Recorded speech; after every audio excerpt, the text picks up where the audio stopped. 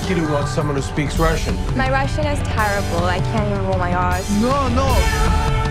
I feel like there's no way this character should be so likable. You know, it's absurdly wealthy, so privileged, so reckless, but yet he's so likable and charming to a point anyway. And I think a lot of it is due to your performance. But what can you say about sort of all these multifacets to him and how you approach that?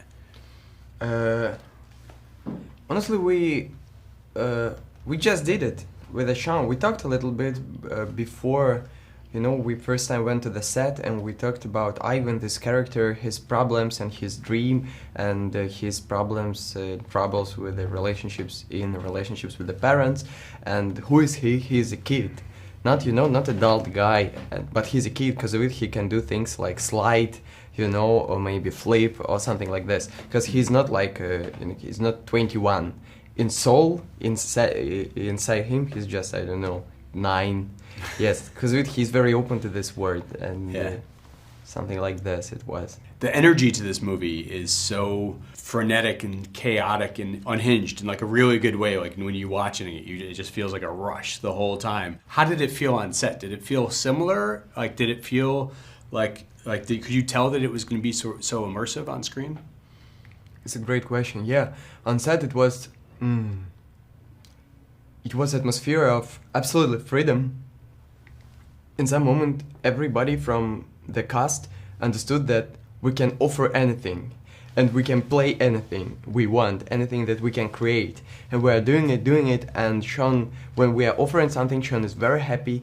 Yes, and we try to offer more and more and more, and he just accepted, and we are building this story together, and it was rush of creative energy together. Mm-hmm. Yes, mm-hmm. And we felt that we are so creative, how can I say it, that we are doing it together. That not Sean said, you have to do like this, you have to say this line, and you have to see it in that moment, and that's it. No, he even don't say usually stop after seeing the end, for example, so the plot, and our lines end in the scene, and he just silence, and we are continuing to play.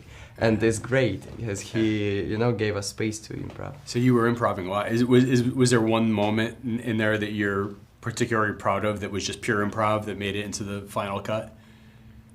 Already now I'm proud of this flip, honestly, because everybody is talking about it. For me, it just was, okay, it will be flip, because how can I? So I already without clothes, and how can I? So it's very embarrassed to, go to the bed. It's strange. Because of it, I will do flip. Okay, I will do it. And now people are just, wow, it's very funny, hilarious. Yeah, it was good. Yeah. Well, the movie's been getting raves. I think you guys premiered at Cannes, right? Toronto. You hear it's compared to things like Uncut Gems and all these great movies, Pretty Woman, a lot of things. How what have been sort of like some of your favorite reactions or most surprising reactions to the film that you weren't really expecting? Most surprising reaction of the film. At Cannes,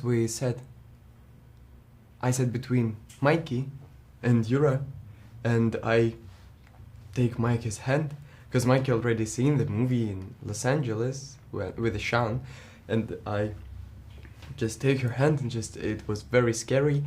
And in the very beginning of the story, when we had this first scene with Mikey in the mansion, Yura did with a huge respect to Yura, it's one of my, teachers, and he's an amazing actor, and his opinion is very important for me.